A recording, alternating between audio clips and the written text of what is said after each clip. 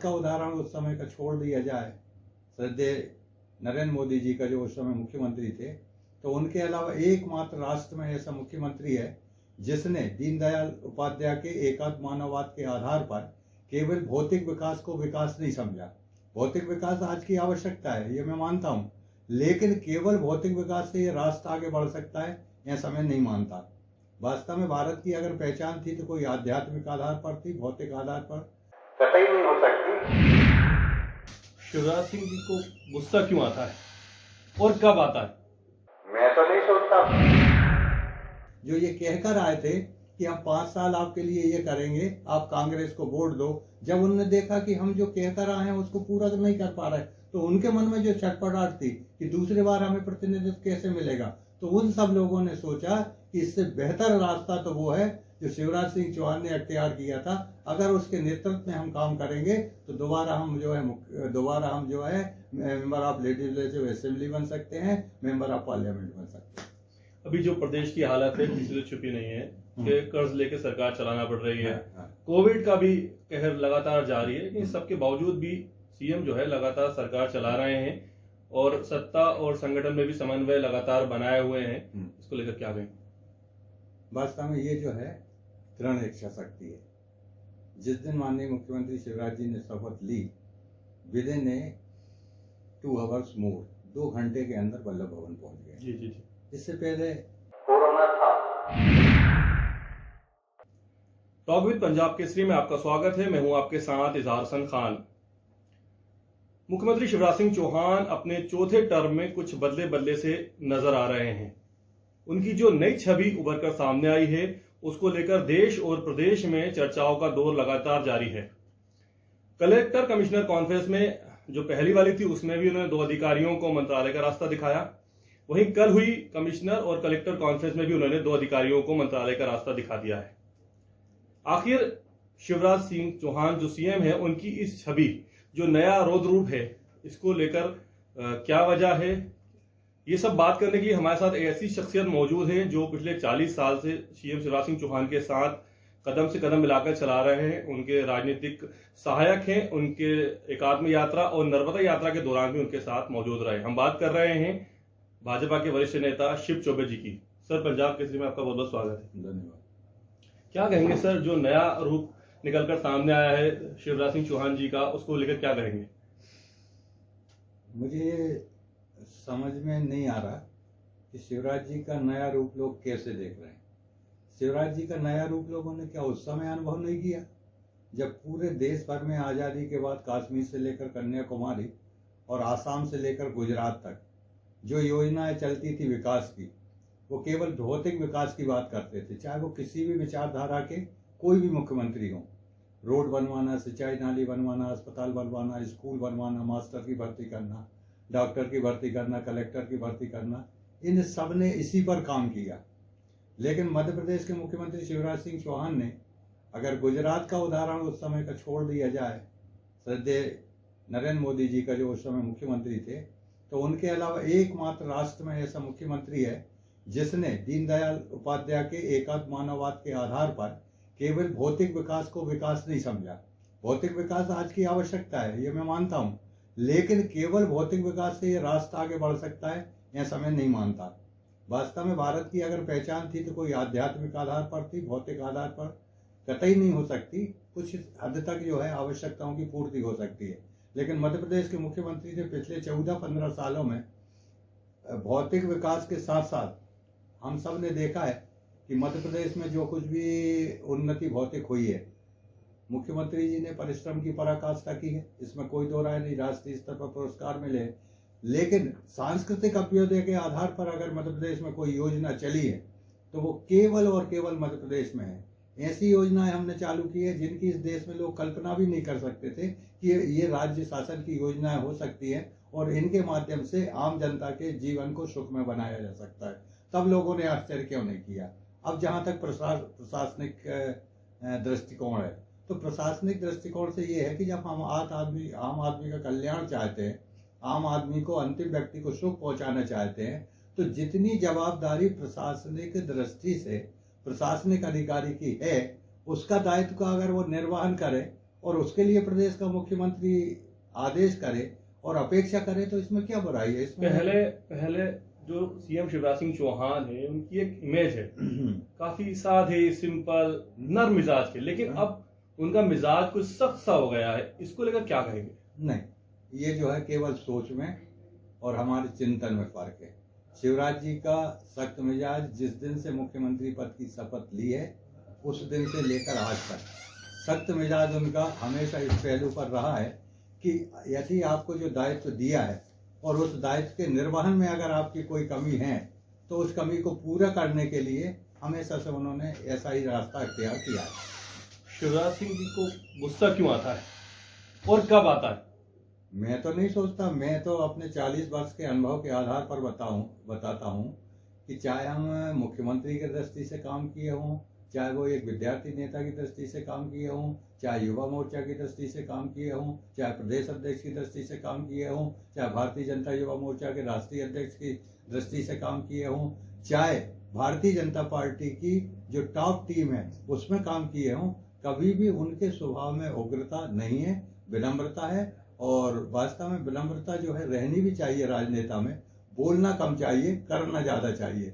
लेकिन कहीं ऐसा लगता है कि मेरी भावना के अनुकूल जो राष्ट्रीय हमारी सरकार है उसकी योजनाओं के क्रियान्वयन में, मध्य प्रदेश की योजनाओं के क्रियान्वयन में अगर कोताही होती है तो ये उनका अधिकार है कि वो अपने अधिकारी से दृढ़ता से ये बात कहें, और ये उन्होंने कही है तो लोग कहते हैं कि शिवराज जी को गुस्सा आता है।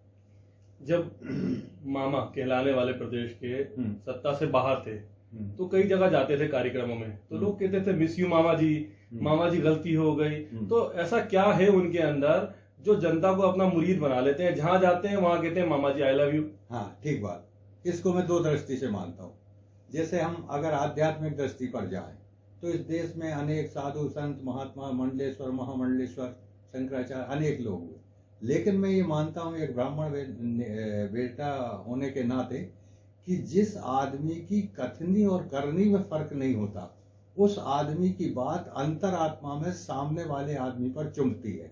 जैसा नेता लोग कहते आए हैं और जब उनका चरित्र घर में और घर के बाहर और समाज में देखा जाता है और जब मंच से वो मंच माला और माइक के चक्कर में जो बोलते हैं और वो कर नहीं पाते तो ये लोगों को जो है बात अंतरात्मा में प्रवेश नहीं करती। लेकिन शिवराज जी जो कहते हैं उनके जीवन में वही है, इसलिए लोग उन्हें स्नेह करते हैं। अच्छा, एक चीज है कि शिवराज जी एक ऐसे व्यक्ति हैं, चाहे खुशी हो चाहे गम हो, मतलब सरकार चली गई हो, सरकार आने वाली हो, बहुमत सिद्ध करना हो, हमेशा एक सा निचर दिखता है, कभी सा एक तक चेहरे पे कि बड़ी परेशानी में, टेंशन में है। इसको लेकर मतलब क्या करते हैं वो ऐसा जो हमेशा एक सा कांस्टेंट दिखाई देते हैं? वास्तव में जो है हम लोगों का स्वभाव जो है शुरू से लेकर आज तक कि सत्ता प्राप्ति, पद, पैसा और प्रतिष्ठा के लिए हम जीवन नहीं जीते। हम जो है मूल्यों के आधार पर अपना जीवन जीते हैं, क्योंकि उस परमात्मा ने हमें भेजा है तो कुछ न कुछ सोच कर भेजा होगा। तो हम जब वहाँ जाएं तो जवाब तो दे सके कि आपने हमें भेजा था, तो हम जो है कुछ समाज के लिए करके आए हैं। अब ये जरूरी नहीं है कि हम सरकार में रह के ही वो काम करें।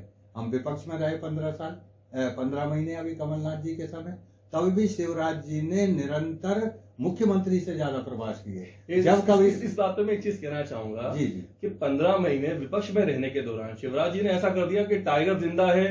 मतलब ऐसा लगने लगा कि ये तो मतलब बिल्कुल सीएम, अभी इनका सीएम खत्म ही नहीं हुआ, मतलब जहां जाते थे वहां छा जाते थे। नहीं, उसके पीछे कारण है ना कि जहां हम जाते थे, जिन आपदाओं का हमें पता चला, जैसे अब होशंगाबाद यहाँ से 70 किलोमीटर दूर है, वहां के पांजरा गांव में आग लगी, तो मुख्यमंत्री जी अगर चाहते कमलनाथ जी तो विद इन 15 मिनट्स मोर वहां पर पहुंच सकते थे।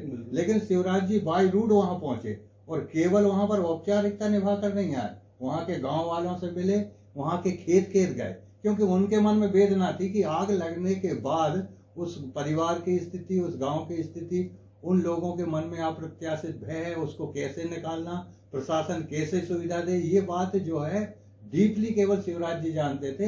ये फर्क है। क्या लगता है आपको शिवराज जी की यही अदा, यही उनका काम करने का तरीका था जिसकी वजह से जो उपचुनाव था उसमें इतनी बम्पर वोटिंग हुई और इतने जो पहले जीते थे उससे कई ज्यादा वोटों से प्रत्याशी जीते? उसके पीछे कारण है कि जितना प्रोपेगेंडा इन लोगों ने किया कि लोग खरीदे गए। अब मैं आपसे पूछता हूँ, आप मेरे मित्र हैं जर्नलिस्ट के अलावा भी, तो इस मुख्यमंत्री निवास पर मैं कोई बात ऐसी आपसे मनवाना चाहूँ जो किसी भी आर्थिक आधार पर का हो या इमोशनल का हो, तो ये मैं करवा सकता हूँ क्या? तो एक इतना बड़ा राजनेता जो मुख्यमंत्री का पद संभाल रहा हो, मंत्री का पद संभाल रहा हो, मेंबर ऑफ पार्लियामेंट हो, वो किसी के लालच में, किसी की बहकावे में आकर क्या पार्टी परिवर्तित कर सकता है? ये वहीं के लोगों में असंतोष था जो ये कहकर आए थे कि हम 5 साल आपके लिए ये करेंगे, आप कांग्रेस को वोट दो। जब उन्होंने देखा कि हम जो कहकर आए हैं उसको पूरा तो नहीं कर पा रहे, तो उनके मन में जो छटपटाहट थी कि दूसरी बार हमें प्रतिनिधित्व कैसे मिलेगा, तो उन सब लोगों ने सोचा कि इससे बेहतर रास्ता तो वो है जो शिवराज सिंह चौहान ने अख्तियार किया था। अगर उसके नेतृत्व में हम काम करेंगे तो दोबारा हम जो है मेंबर ऑफ लेजिस्लेटिव असेंबली बन सकते हैं, मेंबर ऑफ पार्लियामेंट बन सकते हैं। अभी जो प्रदेश की हालत है किसी से छुपी नहीं है कि कर्ज लेके सरकार चलाना पड़ रही है। हाँ। कोविड का भी कहर लगातार जारी है, लेकिन सबके बावजूद भी सीएम जो है लगातार सरकार चला रहे हैं और सत्ता और संगठन में भी समन्वय लगातार बनाए हुए हैं। इसको लेकर क्या कहें? वास्तव में ये जो है दृढ़ इच्छा शक्ति है। जिस दिन माननीय मुख्यमंत्री शिवराज जी ने शपथ ली, विद इन 2 आवर्स मोर, 2 घंटे के अंदर वल्लभ भवन पहुंच गए। जी। इससे पहले कोरोना था, लेकिन क्या मुख्यमंत्री ने इस बात की वल्लभ भवन में चर्चा की, अधिकारियों की बैठक बुलाई? कुछ भी नहीं बुलाई, क्योंकि उनको किसी के दुख दर्द कष्ट पीड़ा वेदना इससे कोई सरोकार नहीं था। हो सकता है वो मन में सोचते हो, लेकिन करना कैसे है शायद ये उनकी प्लानिंग ना रही हो। लेकिन हमारे दिमाग में तो विपक्ष से थी कि ये जो संकट आया है, ये जो महामारी आई है, इससे निपटने के लिए अगर हम सरकार में भी ना रहे तो भी हम अपने इच्छा शक्ति के आधार पर लोगों को एकत्र करके ये कर सकते हैं। सौभाग्य सरकार में आए, उसी दिन से हमने काम शुरू किया। अर्थ हमारे सामने कोई बहुत बड़ा जो है संकट वाला विषय नहीं है। अर्थ को संसाधन के आधार पर जो संसाधन है, कम संसाधन में भी आउटपुट ज्यादा कैसे आए, ये केवल शिवराज जी इस बात की कला जानते हैं। विपक्ष लगातार कोशिश कर रहा है कि किसी तरह से ये बातचीत हो जाए कि सीएम और सिंधिया जी के बीच में खींचतान जारी है, आपस में सामंजस्य स्थापित नहीं हो रहा, सत्ता और संगठन में भी नहीं पड़ रहा, लेकिन शिवराज सिंह चौहान उनको सफल नहीं होने दे रहे। नहीं, उनके विपक्ष के लिए बहुत सारा समय है। वो 24 घंटे इसी बात पर सोचे, इसके अलावा वो कुछ भी कर भी नहीं सकते, क्योंकि वास्तव में विपक्ष में हम भी रहे हैं। विपक्ष की जो भूमिका है प्रजातंत्र में, वो जो है वास्तव में जो सत्ताधारी दल है उसको ठीक रास्ते पर चलाने के लिए बहुत अहम भूमिका होती है।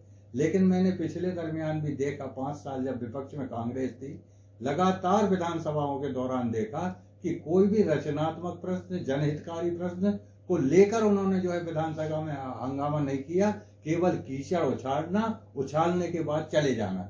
जैसे एक बार जब अविश्वास प्रस्ताव आया तो शिवराज जी ने कहा मैं बिल्कुल शांति से आपकी बात पूरे समय रहकर सुनूंगा, लेकिन मेरे मित्र मेरा निवेदन है कि जब मैं उसका उत्तर दूं तो आप सदन में मौजूद जरूर रहें। इस चेतावनी के बाद भी विपक्ष सदन में उनका उत्तर सुनने के लिए मौजूद नहीं था। इससे ज्यादा जो है निकृष्ट जो है भूमिका विपक्ष की मैंने इस प्रजातंत्र में मध्य प्रदेश में तो नहीं देखी।